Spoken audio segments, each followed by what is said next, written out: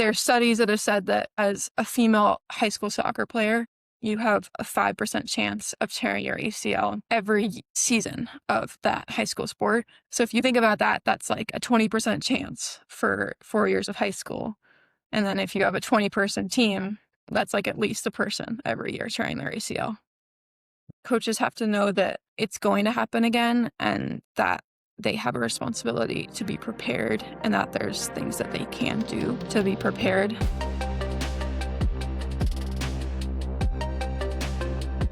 Welcome to CoachCraft. I'm Alf Graycomb, and today's episode is a bit different. My guest isn't a coach, she's a soccer player. Maya Lanfer is a 17-year-old high school student athlete, and she's done something that caught my attention. She's researched ACL injuries in female athletes, interviewed sports medicine professionals, and created educational videos that help coaches and players understand this issue and, more importantly, do something about it. She's done this from the perspective of a player, someone most at risk of sustaining this type of injury. Here's the reality. Female athletes are far more likely to suffer ACL injuries than male athletes. Why is that? Well, part of the problem is physiological, but part of it is also that youth sports development has historically been built around boys. The research, the training methods, the prevention protocols, so much of it has been designed with male athletes in mind, but that's starting to change. In this conversation, Maya shares what she's learned, the stories behind her advocacy work, and practical guidance that any coach working with young athletes, especially young women, can put into action right away. So here's my conversation with Maya Lanfer. Maya Lanfer, welcome to the CoachCraft podcast. It's great to have you here. Thanks for having me.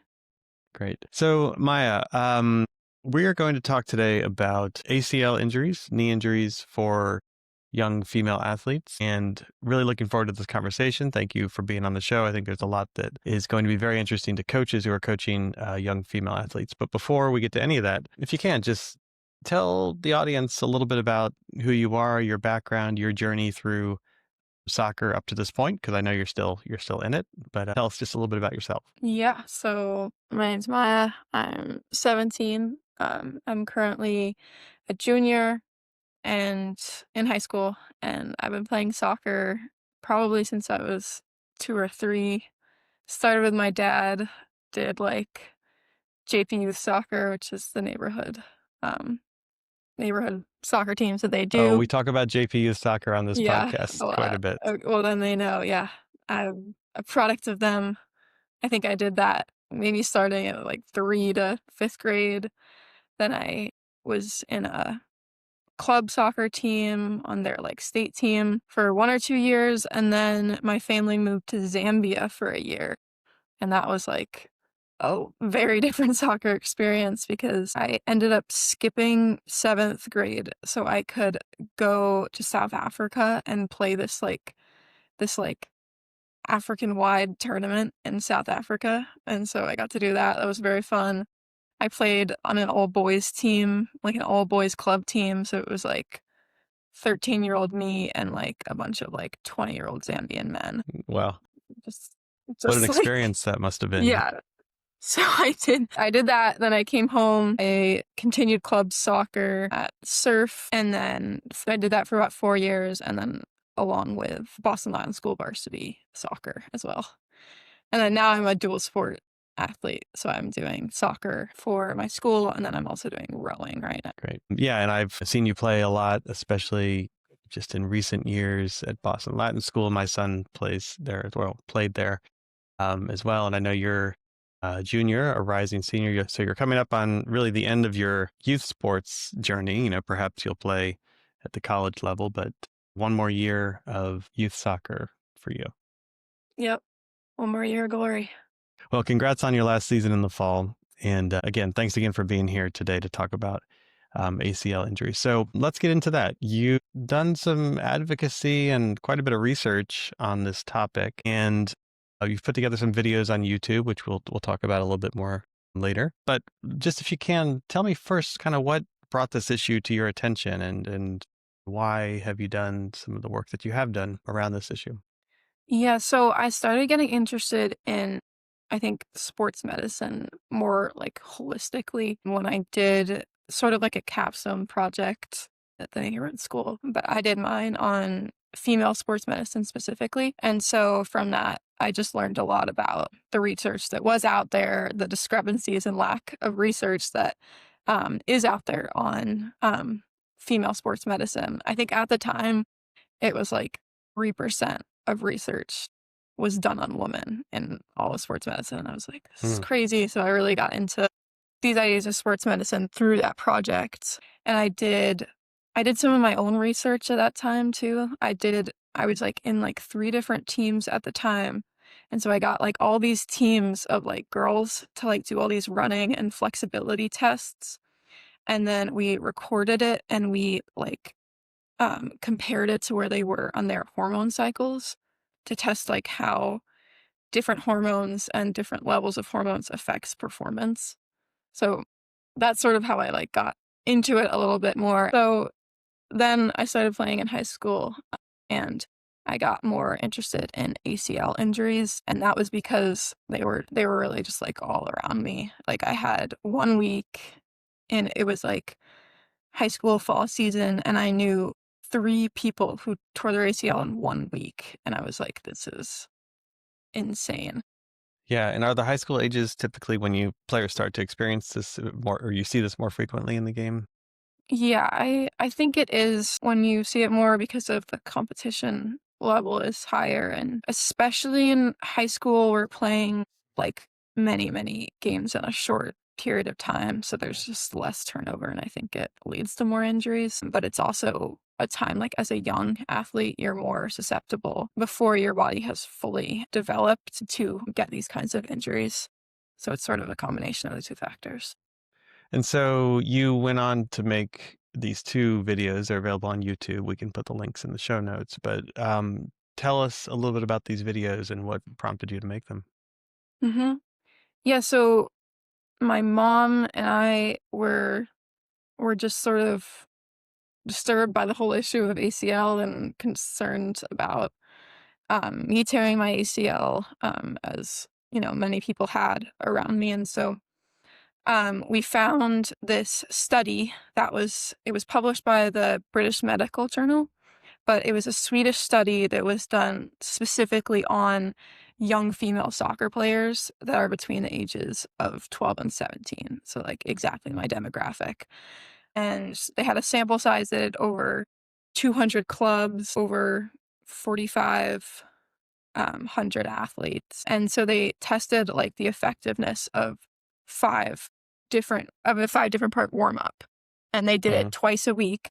And they showed that just by adding these few different steps, they could prevent like 64 to 83% of ACL injuries just by doing it twice a week.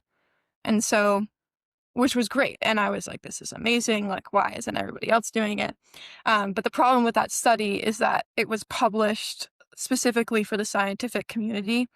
So it was sort of, you would sort of have to dive into it to really find out like what the players are actually doing, like how much. And so I decided to start creating videos to sort of try to make it, to put it on a more like accessible platform Hmm. that Hmm. coaches and players could access.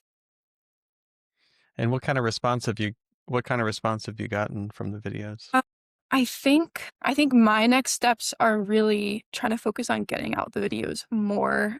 But I can definitely say personally, I've gotten a couple teams that I'm involved in to start to implement the warm-ups. And I think like all of the players have been very receptive to it. They're very like excited Hmm. about doing it. Everybody's motivated to do it. And sometimes when you're asking teenagers to do like extra work, there's, some dragging your feet, but like people know it's a problem. So I think everybody's been really game to do it, which is great to see. But I think now it's about like getting it past things that I'm like personally connected and can Hmm. personally be like, no, it's the ACL day. Like, Well, so yeah, the 2 videos, and one is I'd say it's informative about the injury, right? You cite research, you even interview some folks from the medical community, sports science. So that's the informative video about the injury itself and kind of this, I don't know, you can call it an epidemic. I think it yeah. certainly it is in many senses of the word. And then the second video, Yeah. the exercises that you demonstrate in the video Mhm. that help prevent the injury. So let's take each of those a little bit one at a time. So the first one, the informational about the injury. How did you put that together? Who did you talk to? And talk a little bit about some of the stories in that Mhm. video. Yeah, so I started doing that video 2 summers ago, and I got most of the, like, content in that one summer. I think I started by interviewing coaches. I started by interviewing, a coach from my club team, and so I talked a bit with her about, like, what would be the it factor to being, like, she was like, "Yeah, like a lot of studies, like, cross our desk, a lot of, like, things that were like, oh, yeah, this would be great to do to, like, improve performance, prevent injury, but knowing that, like, this is the factor that's difficult." So then I was like, I can't be the it factor, like, I'm, like, a high school student, my word is not the best, so I started reaching out to different doctors, sports medicine professionals in the area who had expertise in the issue, and I had a lot of trouble, like, getting hold of these people because I didn't really have any, like, pathways to them. So I was in an internship at the time, and I would, like, be calling these just, like, numbers that I found online in the bathroom of, like, this internship, just, like, trying to reach out, and I ended up, like, going to Boston Children's Hospital, talking to, like, maybe 6 secretaries there, and then through that and just, like, cold calling people, I was able to interview a sports medicine professional from Boston Children's Hospital and then the Harvard head team physician as well. And so they were able to talk to me about, like, the issues of the injury, why it is more likely to occur in female athletes by far, and then also about how, like, you can do these certain things, strengthening, working on balance to really prevent the injury as a whole. You definitely learn a lot about the different kinds of factors that make female athletes more susceptible to ACL injuries. So they talked about things like there's something called a Q angle in your hip. And so because women on average have wider pelvic bones, it creates a sharper angle with your hip and your leg. And so that puts extra pressure on the knee. So that's one reason that they raised why female athletes are more susceptible to injury. And ACL injuries, they are typically stress and strain related injuries, or a combination of that plus an incident of maybe contact or, bending. Like, how does the Uh-huh. injury actually happen? I think they're usually happening in the moment. I don't have the exact numbers, but I think less of them happen in direct contact than you think, but they're Mhm. usually like it's not sort of like a wearing over time where, like, you could tell that you're, like, on the cusp. But on But average it when they could be just like happen. a movement during a game Yeah, that exactly. a So it's player, yeah, like jumping, turning, and jumping and turning are the main things yeah, that are things like that the happen sharp twist. throughout Yeah, a soccer game all the time for players. Yeah, exactly. And that's why it also happens in other sports like basketball and lacrosse, where jumping and turning also yeah. occurs. So players are more susceptible to this injury in these sports where there's a lot of change of direction, a lot of Mhm. jumping, landing. Yeah. And so I know you interviewed some other players in that video, Mhm. and I think some high school players. Talk a little bit about those stories. There's the physical injury itself, which is terrible, and then just, how long are players out? What's the recovery time like? And then also the emotional side of this injury and what that means to a player psychologically and emotionally. Yeah. So that was a big part of the first video as well. And so in that video, I used the story of an athlete, Nicole Proya, she's a senior right now at Natick High School, which is a very, very competitive soccer team. And so her story was that she tore her ACL in the championship game 2 years ago of the Massachusetts high school tournament. And she is just an incredible athlete. And so I wanted to use her story a little bit to just like show how good she was and how far she was able to go with the sport, but also how quickly And that was. even the best athletes are susceptible to this Yeah, injury. exactly. And so I was able to interview her. I was also, there were people on my own team as well. There have been people this year, most recently, I had a close friend who tore her ACL. And I think there's like a couple different stages when you tear your ACL. There's you first tear it, and for the most part, you don't know if you've torn it yet. Mhm. So there's like this scary time when you have a player that's been taken off the field and you're like, it's their knee and we don't know what it is, but you have to figure out. And then they go to the doctor. And then if they've torn their ACL, they have to schedule surgery, which is usually a couple weeks later. And then you have surgery. My friend Elle was out for a week and a half following that surgery. And then she was on crutches for maybe a month and a half following the surgery, and then on crutches, of course, before the surgery as well. Mhm. So it's a lot of it's a lot of time off from school, which is hard. Um, but that's sort of short term. But I think also in the long term, it's a 9-month recovery process before you're back on the field. Mhm. And for a lot of players, like my friends, like myself, soccer is like a big part of my community. It's a big part of like who I am. And like it's a big part of how I spend my time and how I find joy in my day. And so just thinking of that 9 months is like a big part of your life is taken away. And so that's sort of where I see the Yeah. difficulty overall. Yeah. Yeah, and if you're thinking about the high school soccer journey, let's say it's a 4-year journey, right? And you're practically out for, almost a year, almost like, well, let's just say 20% of your high school Yeah. experience. You're out just recovering from this injury and unable to play the game, that you love. And as you said, it's such a big part of your life, your identity, your relationships. And it's not like you can't be on the field with your team, but like you're not able to play, right? You have Yeah. to be on the sidelines and your role is changed, in an instant. You're not Okay. able to contribute the way you're used to. Great. And then Maya, the second video, tell us about that. What are you doing in that video? Yeah. So the second video is a lot more like baseline, just how to do this warm up, how you can set it up, and really just what each of the things are. They're not very complicated, but so it's just a short video showing people like legit how they can do the warm up and put it in their practice. And how long does it take to do this warm up typically, and how often should players be doing it? So the warm up is split up into 5 different exercises. And how we do it with my team is that we incorporate it into our daily like line warm up. Many teams do like a back and forth sort of open the gate line warm up.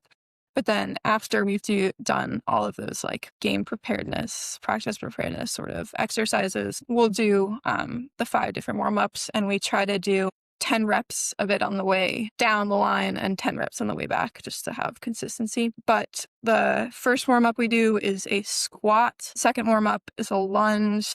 The third is a pistol squat, which if you're starting it out, I recommend not going very low because we did that with our team and everybody came to me the next day. They were like, wow, like I tweaked my quad. I can't do it. So start easy with that one. Yeah. But it'll take a week and you'll get into it. And then second to last one is a hop forward, a large hop forward on one leg, and then a one-legged hop a little bit back. And then you just do that 10 times there, switch legs 10 times the way back. And then the final one is a plank, which you really only have to do for 30 seconds at full tension. We do a minute to try to get abs, but that's up to you. Yeah. Um, And then, so have you then brought these exercises, these warm ups into the teams that you play on? Is this something yeah. that are you leading on So this, or something you're working with the coach on? What does that look like? So I brought it to my coaches. They were like, yes, do it, lead whatever you want. And then for school, we have captains lead warm-ups. So that was just like, I taught them how to do it and then they could take it away. And, it's 5 exercises. It's not like a lot of additions, but so it's pretty easy to replicate with different teams. And then we do it twice a week. We don't do it on game days because it's more of like strengthening and things like that. So it's not necessarily needed for game preparation, but you only need to do it twice a week. And your recommendation to players is you should be doing these all the time, whether you play year round or maybe you just play in the fall season, the spring season. But these are exercises that you should be doing all the time to build I mean, strength, build flexibility. yeah, it would be great if they were doing it all the time for sure. I know some athletes, like for example, I'm a dual sport athlete, so I'm doing crew and we're doing like, we have planks and we're lifting as well. So there's things like um that would make it like you might not need it for certain sports. But I think it would be great to do it year round for sure. Maya, what are the things that you think every coach of young female athletes needs to know about this injury and prevention of it? So I think that there's an orientation around some injuries that players get. And it's like, oh no, like that was so unlucky. Like, why did that happen to us? And I think sometimes there's an orientation about ACL injuries like that as well. Like, oh, that was such bad luck. And in some ways it is. But when you're thinking about this injury for female athletes, it's like, it's not just bad luck, like it's a statistical like probability that it's going to happen this year, that it's going to happen next year, and that's going to happen the year after that. Because if we look at, there's studies that have said that as a female high school soccer player, you have a 5% chance of tearing your ACL every like season of that high school sport. And that's like not even considering club sports or club soccer as well. So if you think about that, that's like a 20% chance for 4 years of high school. And then if you have a 20-person team, that's like at least a person every year tearing their ACL. Yeah. And so I think coaches have to know that it's going to happen again and that they have a responsibility to be prepared and that there's things that they can do to be prepared, like this warm up.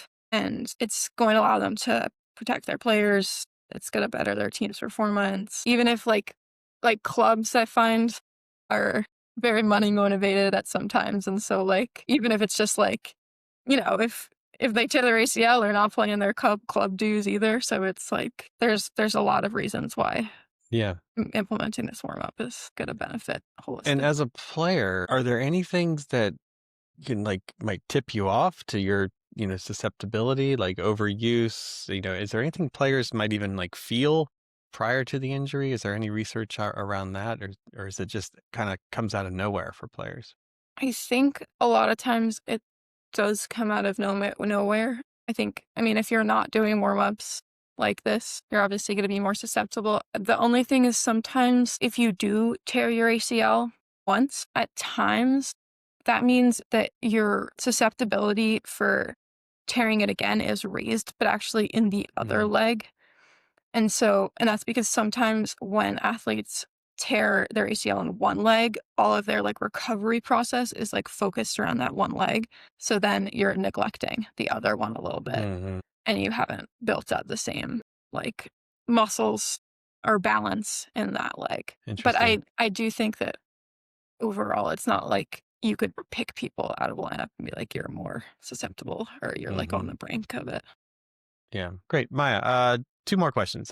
First one, what would you like to see more of in youth soccer or youth sports more broadly to improve the situation for young female athletes? Yeah, so I think more broadly, while there is limited research on female athletes, I think there definitely is valuable research that coaches should be aware of. And so I think broader education about what it means to be a female athlete should, like, people should be aware of it, more educated, especially considering ACL injuries, because there's things you can do that are keeping these kids off surgical tables, and they're concrete and they're quick And and they work, right? they work, yeah. And so I think greater understanding of that and more willingness to implement it, but also use your own time and practice time to invest in these injury prevention things. Hmm. Because I've seen some clubs, I was in a club where they sent us like an app and was like, do this in your free time. But kids, like me personally, like I don't have a lot of free time, like out of practice. Like it's already a big deal to be driving far and going to club practice every day. And so I think it's important that coaches are seeing things through like personally Hmm. And for are dedicating things. practice time to it, right? Yes. They're investing the time that the team has together on the pitch during Hmm. training. That's Yeah. important. And I would also say quickly that this is a little bit more broad, but I think that coaches should make sure that they are allowing space for youth to be dual sport athletes or multi sport athletes, Mm, in the fact that specialization is really not good for youth athletes in general, as it can increase injuries from like overusing very specific muscles, which can hinder bone development and can hurt overall athletic development for young athletes. So I think encouraging doing sports and a wide variety of sports, I think is really beneficial for young athletes. I will 100% get behind that. Even, I mean, certainly through the lens of injury prevention, to the point you just made, specialization in one sport, you're going to be training your body to really support movement, strength, agility, flexibility, etc., around that one sport. And your body won't be used to doing more types of activities. And that's something that multiple sports can give you. That's just one benefit, and that's just through the injury prevention lens. There's a Yeah. million other benefits to playing other sports as well, transferable skills from one sport into another. You've played soccer more than any other sport. I love soccer, but at the same time, absolutely encourage kids to play more than one sport.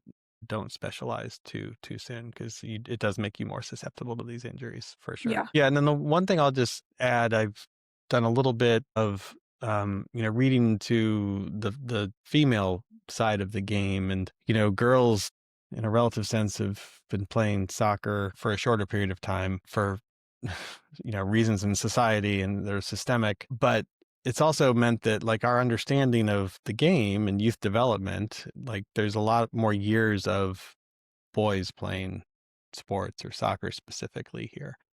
Girls are different in a broad sense, right? And than boys, and vice versa. So it's been interesting, and I'll just mention it. Emma Hayes, the women's national team coach for the US now, she's come into the program, and she's really looking to what she calls the women's national team way, and it's orienting kind of from the ground up the sports experience for young female athletes. And yes, there's a lot to borrow and learn from what the male side of the game has been doing over the years, but there's also a lot of differences. Some of them are cultural or physiological, some are emotional, some are just it's just different. And the game hasn't really developed specifically for girls in that way. And so that's a very positive development, I believe, in youth sport. And it'll be interesting to see how that plays out, particularly with her leadership here on the US women's national team side. So that's another piece of this. I would encourage people to check out the work that Emma Hayes is doing with the US soccer program. Great. Maya, last thing, if someone wants to learn more about this topic, what would you recommend to them? Yeah, so I would recommend definitely take a look at some of my videos if you're interested in anything I've just said, or you're interested in implementing the warm ups we've talked about, sending it to somebody who you know that plays soccer. And within those videos, you can also look at the British Medical Journal study that these warm ups are taken from if you're interested in more of the scientific side. I would definitely recommend taking a second look at the FIFA 11 as well, because I think it's also a great program that's been highly studied. But I think many coaches are under the impression that they are doing the FIFA 11 when they're actually missing the majority of some key elements that are in the FIFA 11, because it's a very comprehensive and warm up, but it's got a lot of parts. It's got a lot of plyometrics, sort of things that I feel like sometimes are overlooked. So I think it would be great to do the FIFA 11, but just know what you're actually doing. And I would take a second look at things that FIFA has given out for that warm up. Yeah, and coaches, you don't have to reinvent the wheel here. Like there's a lot of great material out there. Just learn it and implement it with your teams, and that will make a difference for your players. And I would also say these are not exercises that are just for girls to do. I would encourage young male athletes to do as well. Of course, that's an injury that can happen to any player, not just to female players, Yeah. though female players are more susceptible. But yeah, check out Maya's videos. They are excellent. That's how I learned a lot about this topic. And so, Maya, I just want to congratulate you, but really thank you for the work you did in putting those together, because they are definitely impactful. And this is such an important issue. So I just appreciate getting to have this conversation with you and learning more about these injuries, and most importantly, sharing this with a broader community. Thank you so much for having me. I had a Great. great fun. Well, enjoy the rest of your day and enjoy your crew season coming up. I Oh, know you'll thank be you. playing soccer as well, but just to make another plug for playing multiple sports for kids. And then in the fall, at the end of this year, will be your senior year with Yeah. BLS soccer. So I look forward to seeing you out on the field. Thanks. I'm looking forward to it. All right. Thanks, Maya. Appreciate your time. Thank you. That was Maya Lanfer, a high school junior who's doing the work to educate coaches and players about ACL injury prevention. A few things stand out to me from this conversation. First, Maya's point that we need to stop thinking of ACL injuries as bad luck. For female athletes, this isn't a freak occurrence. It's a statistical likelihood. And that means it's something we can prepare for and, in many cases, prevent. Second, a big part of the solution isn't complicated. A handful of exercises done twice a week built into your regular warm-up routine, and that's it. The research is there. The tools are there. It's just a matter of putting them into practice. And third, I really appreciate Maya's broader point about multi-sport participation. Specialization puts young athletes at greater risk. Encouraging kids to play different sports isn't just good for their development, it's good for their bodies. And if you coach young athletes, especially young women, I'd encourage you to check out Maya's videos. We'll link to them in the show notes, along with resources on the FIFA 11 Plus program. If this episode was useful to you, share it with a coach or a parent who might benefit from it. And as always, thanks for tuning in to the CoachCraft podcast. Until next time.